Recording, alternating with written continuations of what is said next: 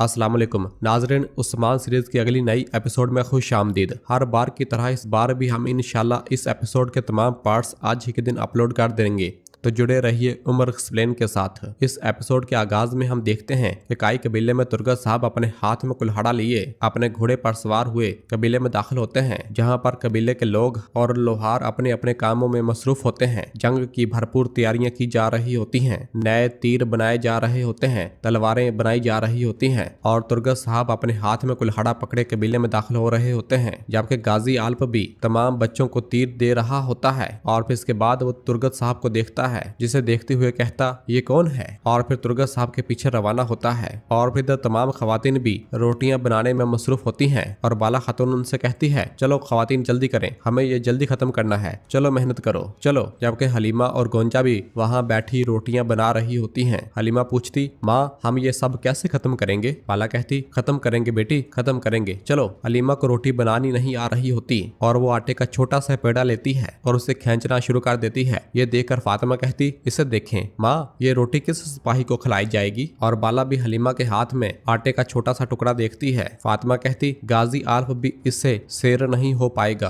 तो बाला हंसने लग जाती है और कहती कोशिश करने वाला पा लेता है बेटी, हमारे सिपाही हमले पे जाएंगे न जाने वो कब वापस आएंगे, हाँ इसलिए हमें मजीद काम करना है। और फिर बाला उठती है और कहती है चलो जल्दी करें, हमारा बनाया गया हर लुकमा, पकाया गया हर खाना हमारे सिपाहियों के लिए मजबूती का सामान है, चलो। और सब अपने अपने कामों में मसरूफ हो जाती हैं। इस दौरान एक बच्चा भागता हुआ बाला के पास आता है और उससे कहता है बाला खातून, फतुहात पे जाने के लिए सिपाहियों के साथ मैं भी हाजिर हूँ। तो बाला कहती मैं जानती हूँ मेरे बहादुर, क्या मैं नहीं जानती, लेकिन हमें अभी कबीले में तुम्हारी जरूरत है, ठीक है? तो वो बच्चा कहता हाँ बस आप हमें खबर कर देना, ये काफी होगा बाला खातून। इस दौरान एक और बच्चा भागता हुआ वहाँ पर आता है और कहता है बोगा चाल्प, चलो जल्दी करो। और फिर वो दोनों वहाँ से आगे की जानब रवाना हो जाते हैं। और फिर पीछे से बाला खवातीन से कहती है हाँ फतुहात सिर्फ तलवारों से नहीं हो सकती बहनों, रोटी खाने और दुआ के साथ मुमकिन बनती है। आग में जलने वाले हर अंगारे और दस्तरखान की हर रोटी में फतह की खुशबू होनी चाहिए। इस दौरान पीछे से तुर्गत साहब आ जाते हैं और बाला की ये बात सुनने लग जाते हैं और बाला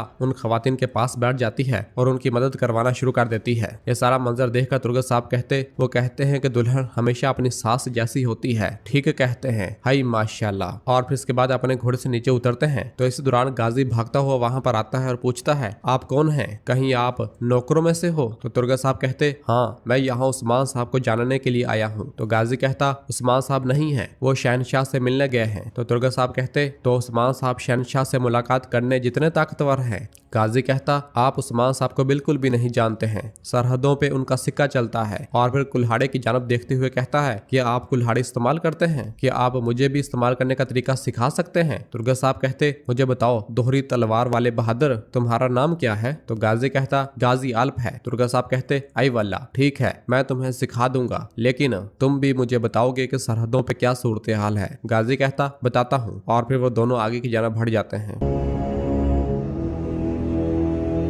और फिर दूसरी जानब हमें एजनी का किला दिखाया जाता है, जहां पर उस्मान साहब शहनशाह से मिलने पहुंच चुके होते हैं और अपने सिपाहियों से कहते हैं इन सरहदों की किस्मत का तायन एक बार फिर से एजनिक में किया जाएगा, देखते हैं कि यहाँ की जाने वाली गुफ्तगू हमारे लिए फायदा लाएगी या दुश्वारी। तो बुरान कहता है हजूर शहनशाह की जानब से हमारे यहाँ बुलाए जाने का मकसद क्या होगा? उस्मान साहब कहते इन सरजमीनों पर खेल कभी खत्म नहीं होते, नया निजाम तश्कील दिया जाएगा, हम देखते हैं कि हमने किस तरफ होना है। तुरान कहता है अल्लाह हमारे साथ है हजूर, बाकी कुछ भी अहम नहीं है। और फिर इसके बाद किले का दरवाजा खोल दिया जाता है। उस्मान साहब और उनके जानबाज सिपाही अपने घोड़ों पर सवार हुए किले के अंदर दाखिल होते हैं, जहां पर किले का कमांडर और सिपाही उस्मान साहब के इस्तकबाल के लिए खड़ा होता है। उस्मान साहब जैसे ही उसके पास पहुंचते हैं तो कमांडर कहता है रोमी सल्तनत के कीमती और अजीम शहर, ईसाइयों का कदीम कस्बा जो कभी फतह नहीं हुआ, नेकिया में खुश आमदीद उस्मान साहब। ये सुनकर बुरान कहता किसी वक्त में कोतालमश ओगलू सलेमान शाह ने जिस शहर को फतह किया, इसमें हमारा इस्तकबाल करने के लिए शुक्रिया कमांडर। तो कमांडर कहता है अजीम शहनशाह आंद्रियो निकोस आपका इंतजार कर रहे हैं उस्मान साहब। फिर उस्मान साहब और उनके सिपाही अपने अपने घोड़ों से नीचे उतर आते हैं और उस्मान साहब अपनी तलवार और खंजर बुरान को पकड़ा देते हैं। कमांडर कहता है तशरीफ लाइए। और फिर उस्मान साहब बुरान तुरान अंदर रवाना हो जाते हैं, जबकि दरकाई कबीले में कई सिपाही मशकें कर रहे होते हैं। आयकूत उन्हें देखते हुए कहता है अई माशाल्लाह, चलो बहादुर अपनी तलवारें तेज करो। इस दौरान गाजी तुर्गत साहब को लेकर वहां पर आता है और उनसे कहता है जरा जरा मुझे देखें चचा, और अपने कुल्हाड़े को घुमाने की कोशिश करता है, लेकिन उसके हाथ से कुल्हाड़ा गिर जाता है और कहता है मैं दोहरी तलवारें बहुत अच्छी तरह इस्तेमाल करता हूँ, लेकिन मैं कुल्हाड़ी इस्तेमाल नहीं कर सकता। मैंने बहुत तरबियत हासिल की। गाजी एक बार फिर कुल्हाड़े को लहराता है, लेकिन वो पकड़ नहीं पाता और कुल्हाड़ा जमीन पर गिर जाता है। और फिर गाजी कहता अभी भी मेरे हाथ से छूट रही है, मेरी गलती क्या है चचा, बताएं। तो तुर्गा साहब उसके पास बैठते हुए कहते क्योंकि तुम कुल्हाड़ी को बहुत मजबूती से पकड़ रहे हो, तुम्हें इसे मजबूती से नहीं बल्कि मतवाजन तरीके से पकड़ना चाहिए। अब मुझे देखो। और फिर इसके बाद तुर्गा साहब थोड़ा पीछे हटते हैं और अपने कुल्हाड़े से करतब दिखाना शुरू कर देते हैं और उसे मजबूती के साथ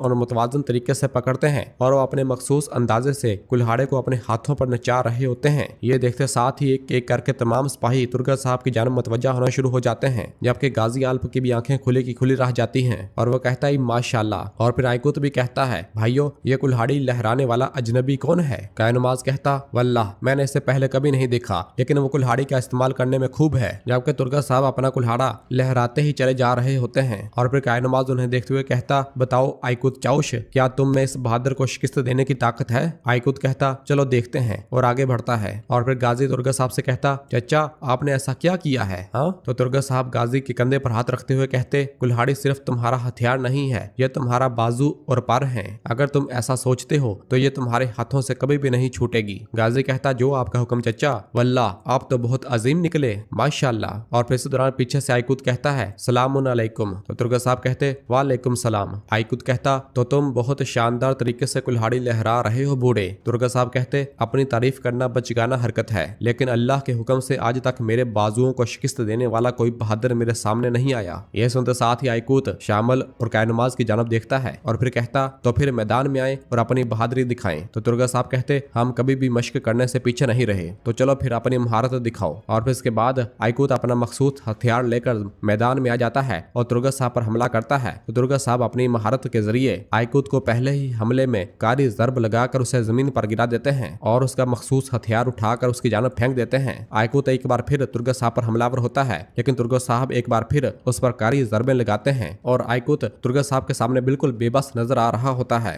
और फिर आइकुत के इशारे पर कायनुमाज भी मैदान में कूद पड़ता है और जैसे ही तुर्गा साहब पर हमला करता है तो तुर्गा साहब उसे भी पछाड़ देते हैं और वो जमीन पर जा गिरता है। कायनुमाज गुस्से से पागल हो रहा होता है और फौरन अपनी तलवार निकालकर तुर्गा साहब पर हमलावर हो जाता है। और इस दौरान आइकुत भी तुर्गा साहब पर हमलावर हो जाता है, लेकिन तुर्गा साहब बड़ी ही महारत के साथ दोनों को पछाड़ देते हैं और दोनों को जमीन पर गिरा देते हैं। और फिर इसके बाद आइकुत को पकड़कर उठाते हैं तो आइकुत कहता है ए वल्लाह और तुर्गा साहब से हाथ मिलाता है। और फिर कायनुमाज भी तुर्गा साहब से हाथ मिलाता है और कहता है माशाल्लाह। और फिर शामल भी तुर्गा साहब से हाथ मिलाते हुए कहता है आई माशाल्लाह, उन्होंने आपको बूढ़ा कहा लेकिन आपने दो सिपाहियों को नाकों चने चबवा दिए। तो तुर्गा साहब कहते हैं ए वल्लाह तुम्हारे दिल बहुत मजबूत हैं बहादुरो, तुम खूब लड़े। तो आइकुत कहता है जरा बताएं मेरी गर्दन जमीन पर लगाने वाले और साथ ही में मेरे इस गर्ज को गिराने वाले इस अजीम बहादुर का नाम क्या है? तो तुर्गा साहब कहते हैं मैं अलाए कलमतुल्लाह के मकसद में जहाद करने वाला एक सिपाही हूँ। तो सब कहते हैं माशाल्लाह। और फिर कहते हैं मैं उस्मान साहब से मिलना चाहता था, लेकिन मैंने सुना है कि वो शहनशाह से मिलने गए हैं। क्यों गए हैं, क्या कोई जानता है? इस पर कायनुमाज कहता है वो क्यों गए हैं हम नहीं जानते, हम भी अपने सरदार की राह ताक रहे हैं। मंजर क्या है उस्मान साहब के आने पर वाज़ेह होगी। दूसरी जानब एजनिक का कमांडर उस्मान साहब को लेकर शहनशाह के पास आ रहा होता है और शहनशाह उस्मान साहब को देखता है। उस्मान साहब शहनशाह के पास पहुंचते हैं तो शहनशाह कहता है सुलह के दौरान आपको दोस्ताना अंदाज में इस तरह अपने सामने देखना कितना खुशगवार है। आपने मेरी दावत पर लब्बैक कहा, मैं बहुत मशकूर हूँ। उस्मान साहब कहते मगरब में आना हमारा कभी न खत्म होने वाला असूल है शहनशाह आंद्रियोनिकोस।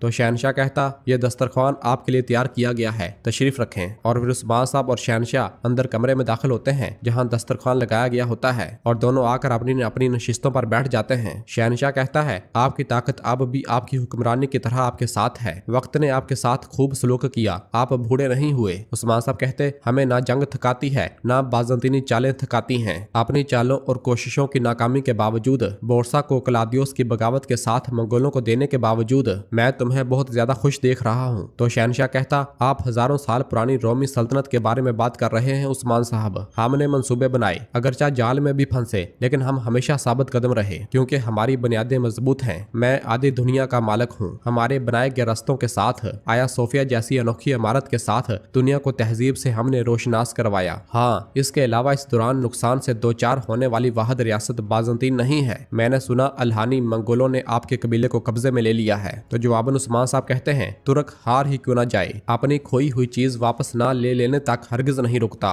तो आंद्रियोनिकोस, पुराने वक्तों में तुम्हारे सल्तनत में खौफ फैलाने वाले हमारे अजदाद चागरी और अर्तुगरल साहब, तुम इन्हें खूब जानते हो। वो भी अपने कबीलों से महरूम हो गए थे। गजनवियों और कारखानियों ने इन्हें कमतर समझा, लेकिन मेरे अबाओ अजदाद के ख्वाब इतने मजबूत थे कि मुलाजगरत में सबसे दर्दनाक हालत में तुमने मुशाहदा किया। इस वक्त से तुर्कों का मकसद और ख्वाब कभी नहीं बदला। हम अपने कबाइल खो दें तब भी, सबसे मुश्किल तरीन वक्त में भी जानते हैं कि मुजाहमत कैसे की जाती है। हम हमेशा जानते हैं कि रियासत कैसे कायम की जाती है। तो शहनशाह कहता है अब ये जाती रंजश या खलश के बारे में नहीं है उस्मान साहब। सूरत हाल सरहदों के मुस्तकबिल, बाजंतीन और काई कबीले की किस्मत के लिए इत्तेहाद का तकाजा कर रही है। जवाबन उस्मान साहब कहते हैं जब मैंने आपकी जान बचाई तो आपने मुझे अमन की पेशकश की, लेकिन इस अमन ने सिर्फ हमें धोखा दिया। ये सुनकर आंद्रियोनिकोस कहता है जब मंगोल यहाँ अपनी फौज ला रहे हैं, इत्तेहाद से गद्दारी सरहदों पर तबाही लाएगी। इसके बरक्स मेरी ख्वाहिश है कि यह इत्तेहाद जो दिफा के लिए शुरू हुआ, तिजारत के जरिए तरक्की करे। हम एक मुश्तरका बाजार कायम कर सकते हैं। आप महसूलात अदा किए बगैर तिजारत कर सकते हैं। उस्मान साहब कहते क्या मैंने सही समझा? इस खित्ते में, इन सरहदों में काई की तरक्की और इसकी नशोनुमा से आपको डर नहीं लगता? तो शहनशाह कहता रोम किसी से नहीं डरता उस्मान साहब। जब तक आप इत्तेहाद के वफादार रहेंगे और मगरब के खिलाफ जंग नहीं करेंगे, अगर काई अपनी सरहदों के अंदर मजबूत हो गया तो ये हमारी मशरकी सरहदों की भी हिफाजत करेगा। वो मंगोल जिसने हमें बोरसा से महरूम किया और जिसकी खिदमत इस कुत्ते कलादियोस ने की, अगर आपने कोचार को शिकस्त दी तो फिर उस्मान साहब हम दुश्मन नहीं रहेंगे, हम हमेशा दोस्त रहेंगे। उस्मान साहब कहते तो शहनशाह आप कहते हैं कि आपको किसी से डर नहीं लगता, लेकिन आपका बागी कमांडर कलादियोस, आप उससे डर रहे हैं। तो शहनशाह कहता वो गद्दार है, यह खौफ के बारे में नहीं है। असल मसला वो जख्म है जो इसने बाजंतीन को दिया है। मैं इस दुश्मन को पसंद करता हूँ जो मेरी आंखों में आंखें डालकर वार करे, बजाय एक गद्दार के जो मेरी पीठ में छुरा घोंपे। यह सुनकर उस्मान साहब खामोश हो जाते हैं।